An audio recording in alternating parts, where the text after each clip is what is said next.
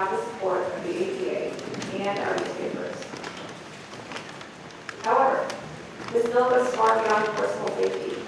The additional modifications to FOIA have nothing to do with protecting human lives and everything to do with protecting the state government from public scrutiny. It includes provisions that would take away Arkansans' rights to details about how their state government functions and spends taxpayer dollars. I urge you to take the time to talk to your constituents about these changes and consider how this bill would empower bad actors now and for generations to come. I hope your vote today is with the people. Thank you. Any questions? Seeing none.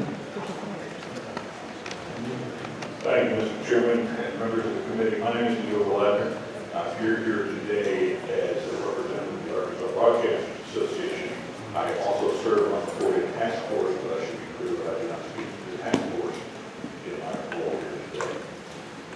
I'm sure you all heard the saying that if you like the sausage or the law, you don't want to see either of them being made.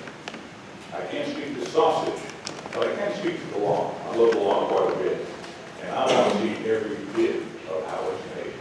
And I would be vehemently opposed to anything that restricts my ability to understand how laws are made, including rules from committees and government agencies. I want to know the thoughts and reasons that went into the final bill. Who should be taxed? Who should be exempt? What should be regulated and what should be left alone? And what went into the arguments that brought to us the final product? Who received a taxpayer-funded contract and who didn't and why? I'd like to cover 4 points, all on the bill, and I'll attempt to be brief and happy to take questions. Let me start with the security for the governor and the other constitutional officers. I have yet to talk to anyone, including the strongest proponents of the FOIA, who want to release any information that would endanger the safety of those individuals and their families, not just now, but for future officers as well. But making that retroactive and including who flew on a taxpayer-funded aircraft and who was contracted to fly those airplanes, I don't understand why that would be in this bill. I take Senator Hester's point that if you go back and look at things in the past, you can develop patterns if you're an evildoer. And so I would be fine if the bill were structured in a way that were more specific and said there were, not even say how many state police troopers were on the plane. That's a security matter. But who were the non-state passengers on the plane and what was the purpose of the trip? That should not be a secret. That does not provide a threat, as you like to say, who flew on a plane in November of 2022, for instance. Second, I quote from the bill, records reflecting communications between the governor, his or her staff, and the secretary of the cabinet level department. Why in the world would we have been shutting down that much transparency is a good thing. I understand the argument that, and that's what these are, these are subjective arguments. I understand the argument that makes government more efficient. That's not a good enough reason. I'm sorry. I would say that as others have said here today, government is not efficient. We all say we want government to be efficient, but reducing the things we can see through FOIA is about convenience. It's not about, in my opinion, it's not about efficiency. We want to know who's spending money, who said what to who, and things of that matter. And so even the line of the governor and, in this case, her cabinet members and future governors and cabinet members, those things should not be exempt from the FOI. We should have access to those things as well.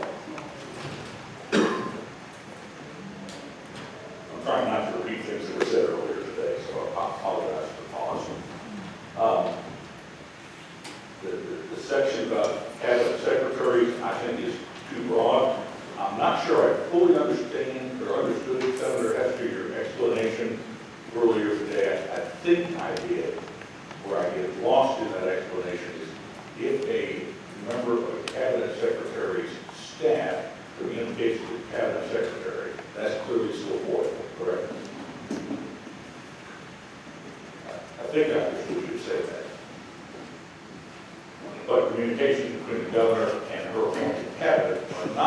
subject to FOIA. We're on the opposite. The cabinet staff sends something to the secretary, and the secretary then sends it to the governor. Is that FOIA because somebody else's hands that's that communication?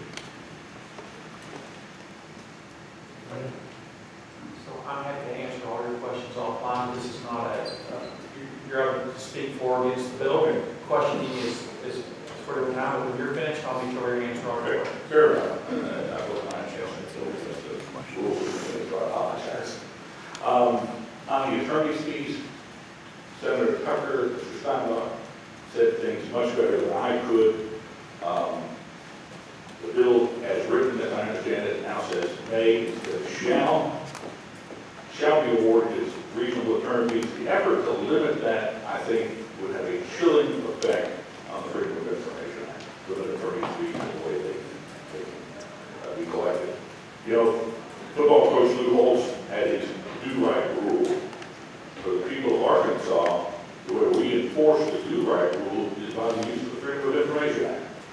The court becomes the referees, and we should want officials from school boards to the governor's office to be subject to FOIA as the court's rule.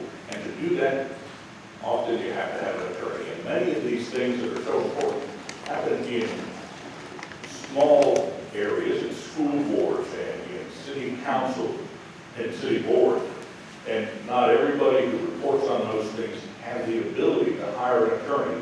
And if you make it almost impossible, as Senator Tucker pointed out, to prevail on attorney's fees, you in essence limit our access to the Freedom of Information Act. Finally, from years on the task force, I have come to understand some of the hardships that the state faces because of the Freedom of Information Act. When the bill was passed, originally no one could have envisioned the digital world we live in now and how many records exist now and the work that has to go on. There's things that do have to be addressed. I would concede that this bill does not handle any of those matters. I find the bill to be a bit of a not crafted in a transparent way. I encourage you to vote no on this measure. Send a message to the voters. Yes, we want you involved in government. We are open to being held accountable, and we trust you. Those people who are coming, trust them, don't restrict them. Thank you, sir. Thank you. Any questions?